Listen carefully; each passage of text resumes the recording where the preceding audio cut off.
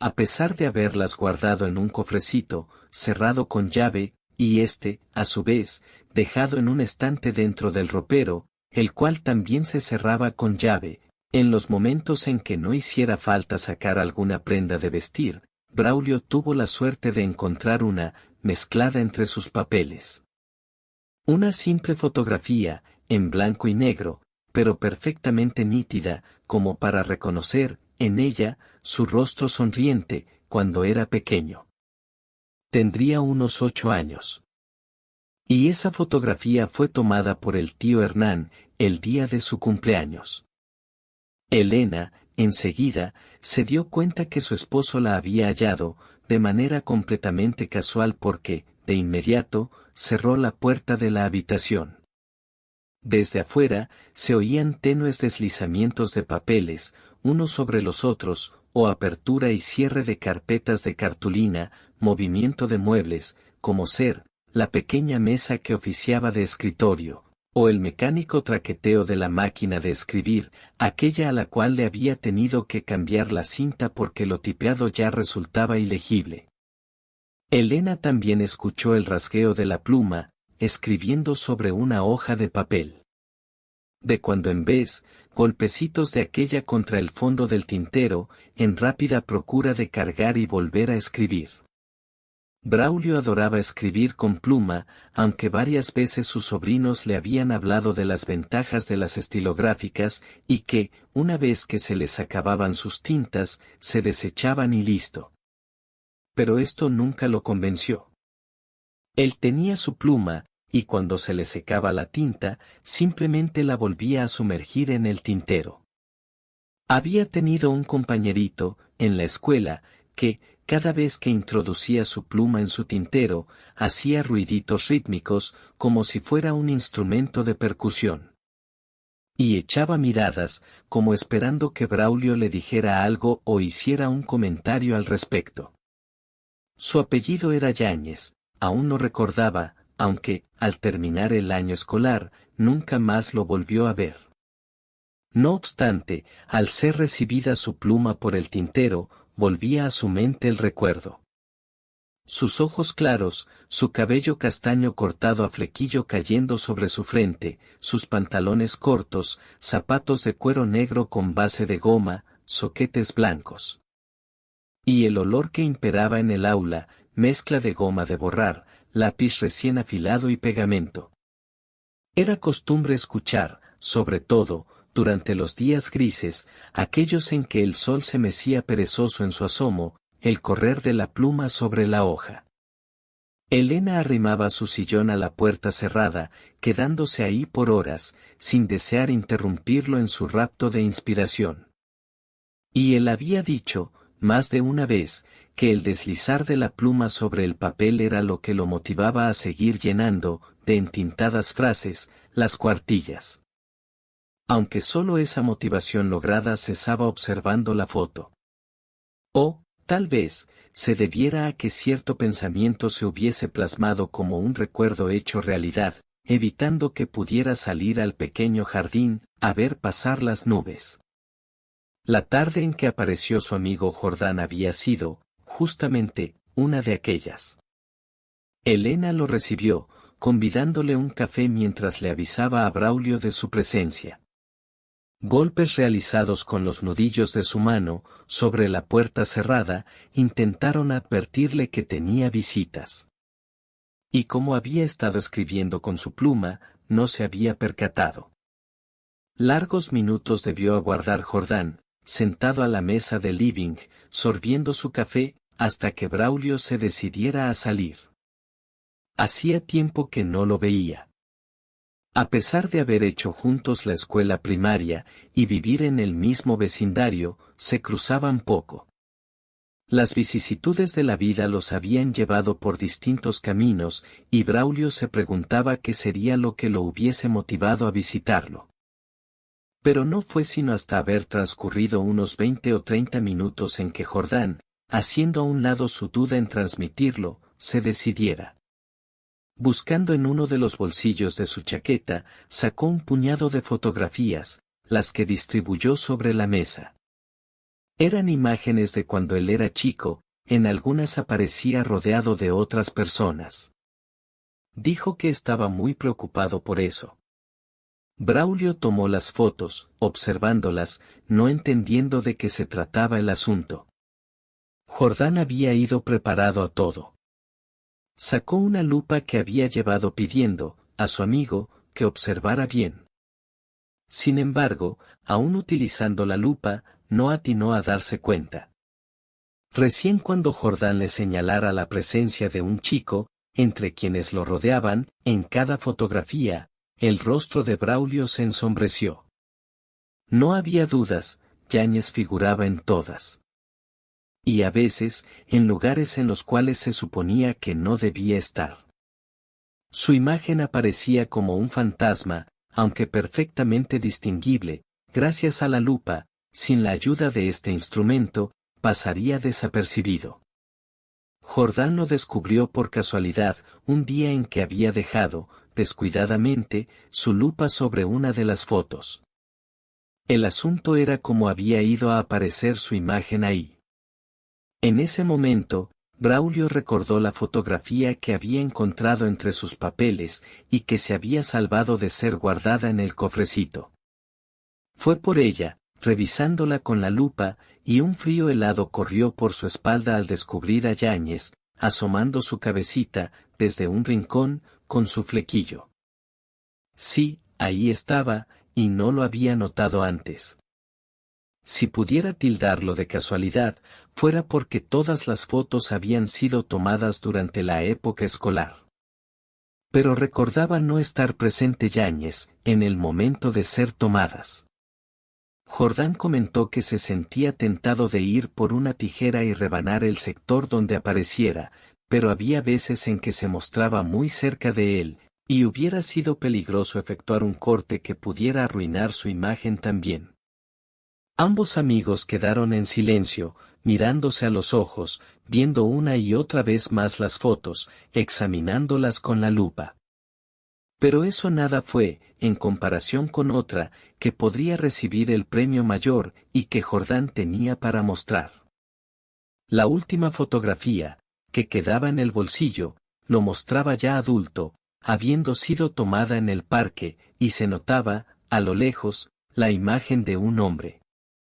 La lupa reveló que se trataba del mismo Yáñez, un Yáñez adolescente, pero que era fácilmente reconocible por el flequillo de su cabello. Esta situación lograba imbuir, a Jordán, de cierto temor, no pudiendo imaginar cómo habría hecho Yáñez para involucrarse en su vida, a pesar de no haberlo visto más, durante años.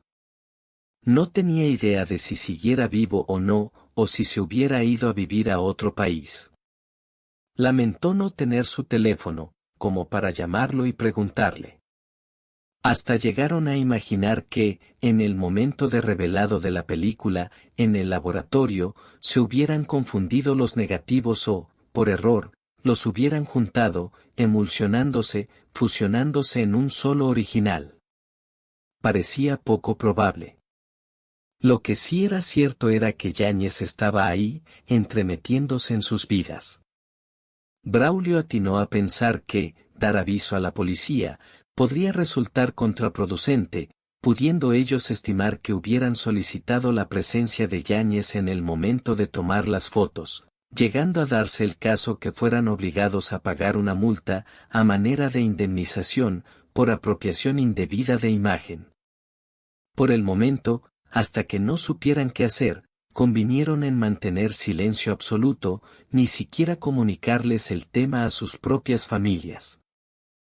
Todo el material que tuvieran, donde apareciera Yáñez, deberían conservarlo hasta que pudiera servirles en caso de atestiguar a favor, durante un juicio.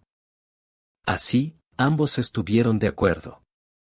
Jordán guardó, en su chaqueta, las fotos, agradeciendo a su amigo y disculpándose por si lo hubiera importunado.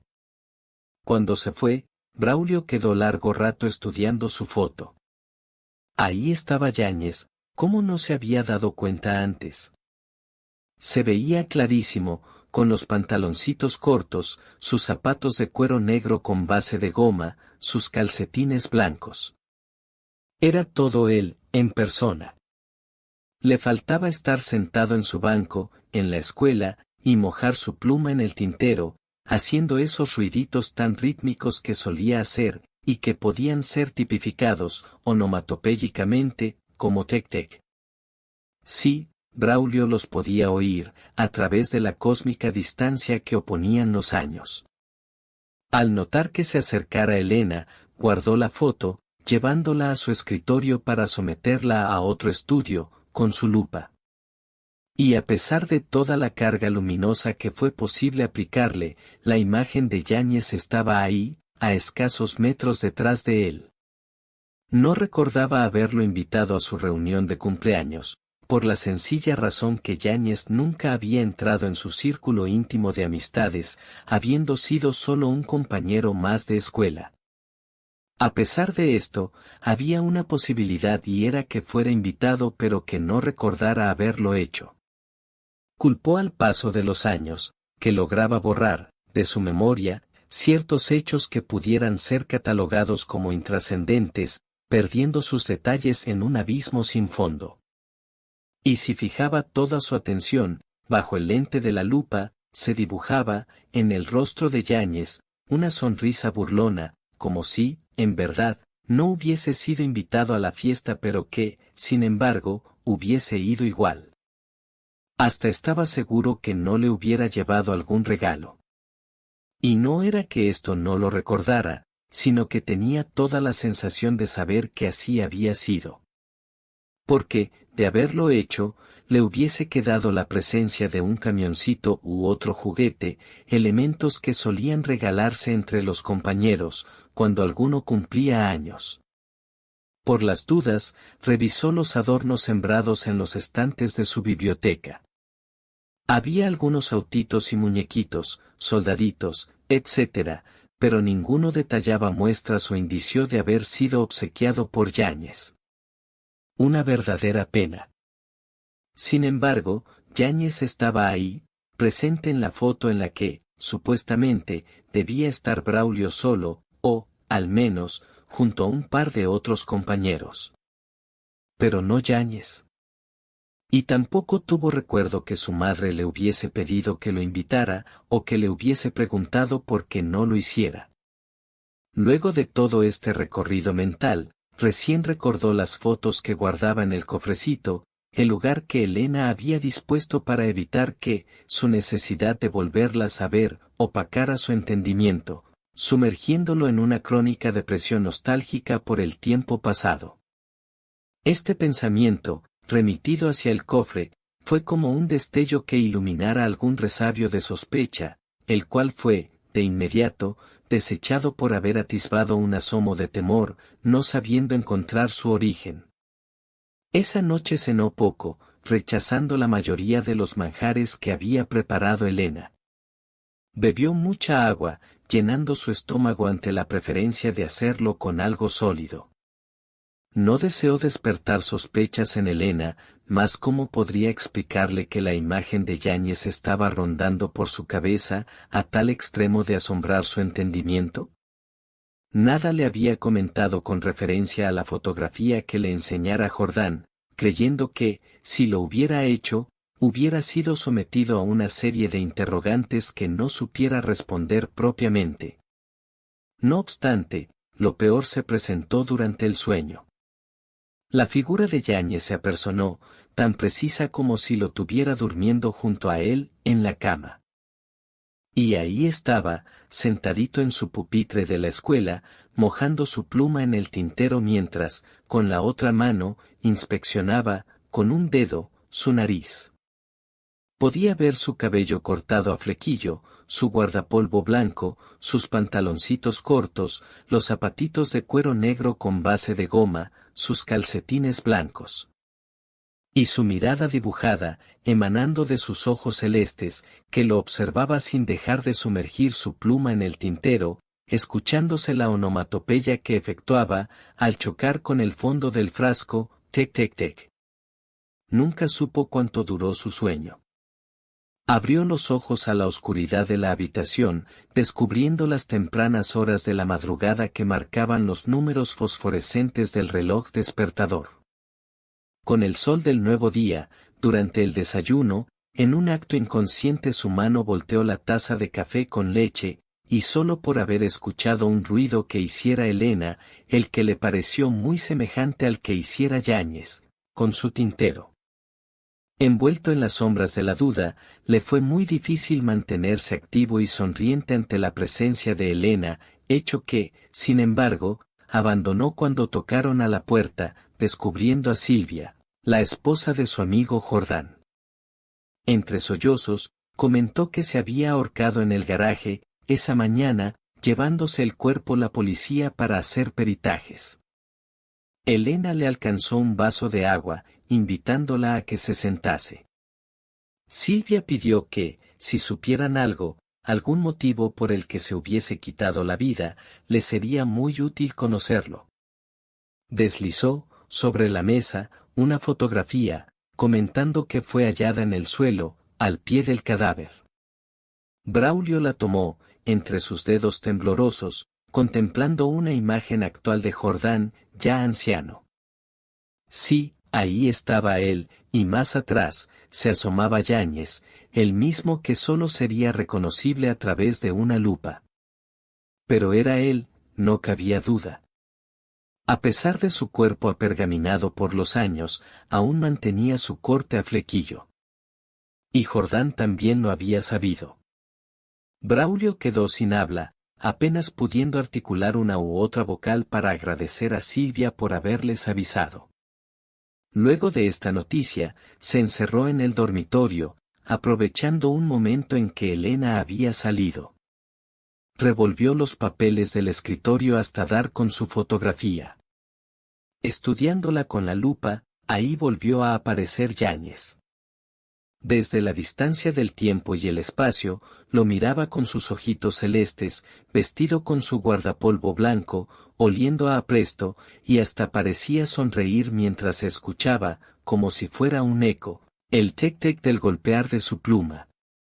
Braulio cubrió sus oídos con sus manos, y aún así continuaba oyéndose.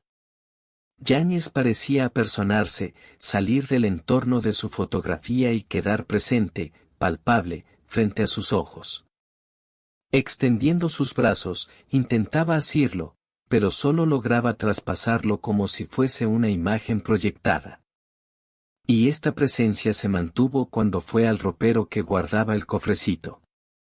El rostro de Yáñez nublaba su visión, impidiéndole razonar, entender que la puerta del ropero estaba cerrada con llave, que él había pedido a Elena, expresamente, la mantuviera así para impedirle tener acceso al cofrecito y ver sus fotos de cuando era niño, hecho que lo sumiría en una interminable espiral de nostalgia. Preso de ansiedad, con una barreta violentó la cerradura. El cofrecito estaba ahí, en un estante.